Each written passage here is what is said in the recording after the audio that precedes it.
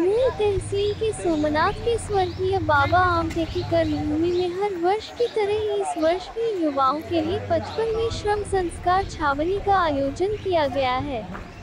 इस शिविर में अलग अलग राज्य तथा विभिन्न शहर और गाँव भारत जोडो श्रम संस्कार छावणी 2024 ही सोमनाथ प्रकल्पावरची 55वी छावणी आहे।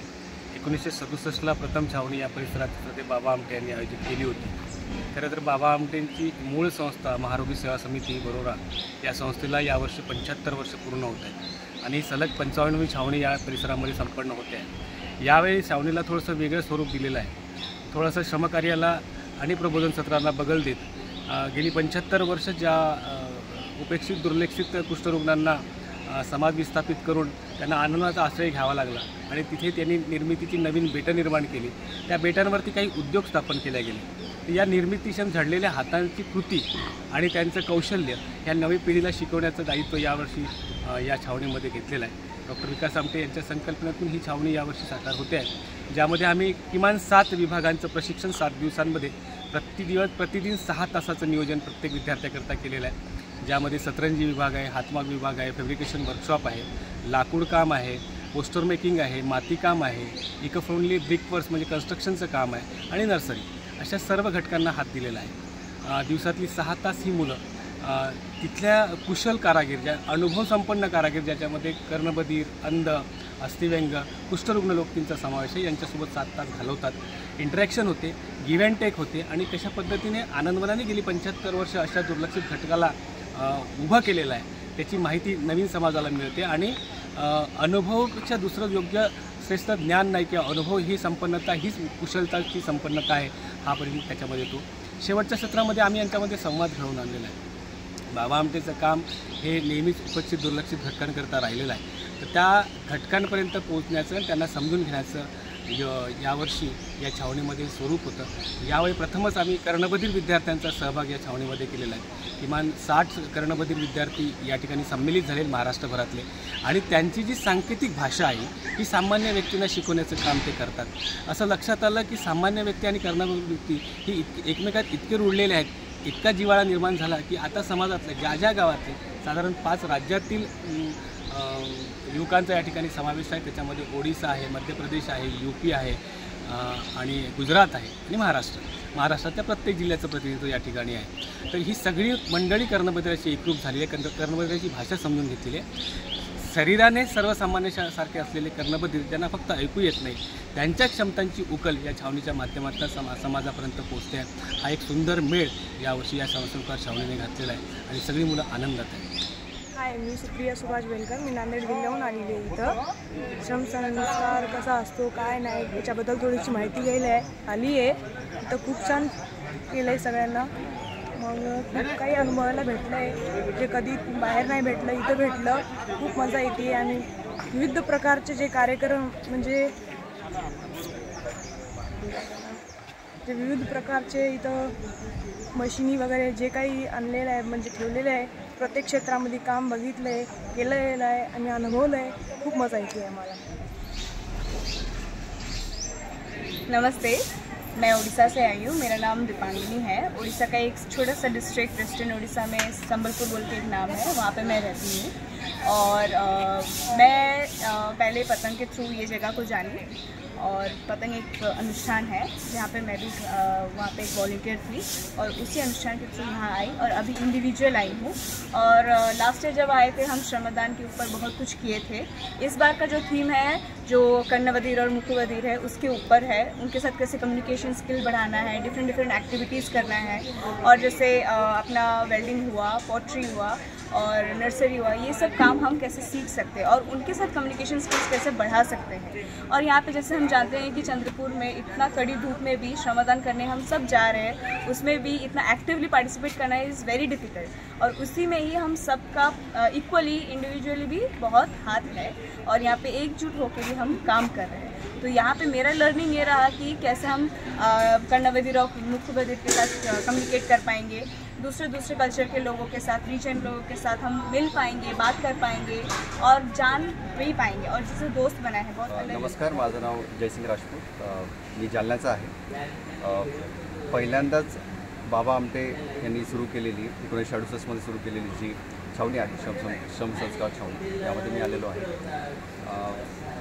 बाबा आमटेंबद्दल, त्यांच्या कार्यांबद्दल आणि त्यांची जी पुढची जनरेशन आहे प्रकाश आमटे यांच्याबद्दल त्या ठिकाणी भरपूर वाचनामध्ये आलं होतं, परंतु एक कुतूहलही होतं की त्या ठिकाणी नेमकं हे सगळं काम इथे कसं चालतं, आणि त्याचाच एक प्रात्यक्षिक अनुभव घेण्यासाठी या छावणीमध्ये मी आलो होतो। माझी ही पहिली छावणी आहे। सुरुवातीला जेव्हा त्या ठिकाणी आलो तेव्हा एक अंदाज असा होता की जसं टिपिकल छावणी घेतली जाते इतर ठिकाणी त्याच पद्धतीची असावी, परंतु इथे आल्यावरती एक वेगळा अनुभव मिळाला। जसं की बाकीच्या छावणींमध्ये किंवा बाकीच्या शिबिरांमध्ये त्या ठिकाणी भरपूर जे काही तुमचे विचार आहेत तर ते वक्तव्याद्वारे तुमच्यावरती बिंबवण्याचा प्रयत्न केला जातो, परंतु बाबा आमटे असं म्हणतात की जे संस्कार श्रमातून माणसावरती बिंबवले जातात ते नेहमी त्या माणसामध्ये मुरतातही आणि ते आयुष्यभर त्या व्यक्तीसोबत राहतात। इथे आल्यावरती आम्ही काही अशी वर्कशॉप्स केली जी आम्ही आयुष्यामध्ये पहिल्यांदा करत होतो आणि ज्या गोष्टी आम्हाला सुरुवातीला अगदी सहज वाटत होत्या त्या इथे आल्यावरती आम्हाला असं लक्षात आलं की त्या करण्यापाठीमागे तिथं श्रम खर्च होतो। जसं की आता त्या ठिकाणी मी पहिल्या दिवशी नर्सरीचं काम केलं, ज्यामध्ये रोप तयार करणे असेल, बीजांचं त्या ठिकाणी जे प्रायमरी ट्रीटमेंट असतं ते आम्ही त्या ठिकाणी केलं। त्यासोबतच दुसऱ्या दिवशी आम्ही त्या ठिकाणी शिवणकाम या वर्कशॉपमध्ये काम केलं। तो अनुभव माझा सर्वात चांगला राहिला 2 कारणासाठी। एकतर शिवणकाम कसं होतं याबद्दल मला भरपूर कुतूहल होतं आणि त्याबद्दल मला जास्तीत जास्त माहिती तिथे मिळाली। दुसरी गोष्ट म्हणजे तिथला जो स्टाफ आहे तो प्रचंड प्रेमळ आहे, त्यांच्यासोबत झालेली इंटरॅक्शन असेल, त्यांच्या समस्या असतील, त्यांचं लाईफ हिस्ट्री असेल, या सर्व विषयाबद्दल बोलताना त्या ठिकाणी आम्हाला एक प्रेरणा म्हणा किंवा त्या ठिकाणी ताजं एक फ्रेश विचार आम्हाला त्या ठिकाणी इथून घेता आले। वर्कशॉप्समध्ये आम्ही बिल्डिंगमध्ये सुद्धा काम केलं, तो अनुभव थोडासा त्रासदायक राहिला कारण सवय नव्हती, परंतु या सगळ्यांमध्ये हे लक्षात आलं की हे सगळं काम करणं किती कठीण आहे आणि या सगळ्या कामाचं मोल आपण कसं केलं पाहिजे। ठीक आहे। आणि नमस्कार, मी वैभव महाजन, हिंगोली मराठवाडा येथून आलो आहे। मी श्रमसंस्कार छावणीला पहिल्यांदाच आलो आहे। माझी ही पहिली छावणी। मागील 75 वर्षापासून छावणीची सुरुवात झालेली आहे। 1968 साली बाबा आमटे यांनी या छावणीची सुरुवात केली। यावर्षी 75वं वर्ष आणि मी या ठिकाणी आलो आहे, तर मी भाग्यवान समजतो की मी 75व्या छावणीला येऊ शकलो। इथे मी महाराष्ट्रातील विविध ठिकाणाहून आलेल्या मित्रांशी भेटू शकलो, त्यांना भेटून खूप आनंद झाला। त्याचप्रमाणे विविध नमस्कार, माझं नाव शुभली आहे आणि श्रमसंस्कार छावणी सोमनाथ इथे हा माझा पहिला कॅम्प होता आणि मी पुण्याहून इथे आली आहे आणि मला ह्या छावणीबद्दल माझ्या मित्रमैत्रिणींकडून समजलं इथे खूपच उत्साहपूर्वक वातावरण तयार झालेलं आहे। आम्हाला खूप मजा येते। सकाळीपासून संध्याकाळपर्यंत जो दिनक्रम ते तयार केले गेलेला आहे तो खूप शिस्तप्रिय आणि बाबा आमटेंच्या विचारधारेशी संलग्न अशा ॲक्टिव्हिटीज, असे विचार, अशा घोषणा, अशी गाणी आणि इतर कामं आम्ही खूप एन्जॉय करत आहोत आणि प्रत्येकाने एकदा तरी आयुष्यामध्ये हा कॅम्प अटेंड करून अनुभव घ्यायला पाहिजे।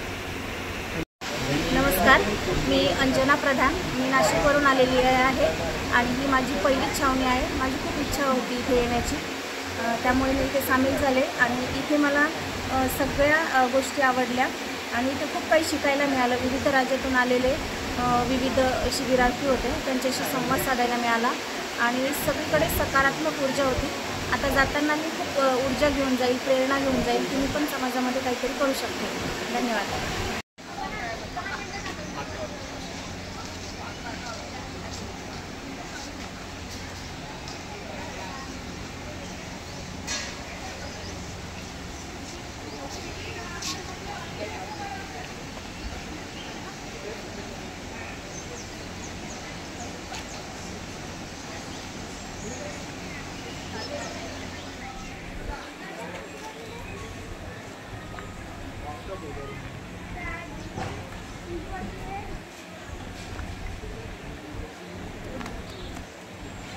ठीक है।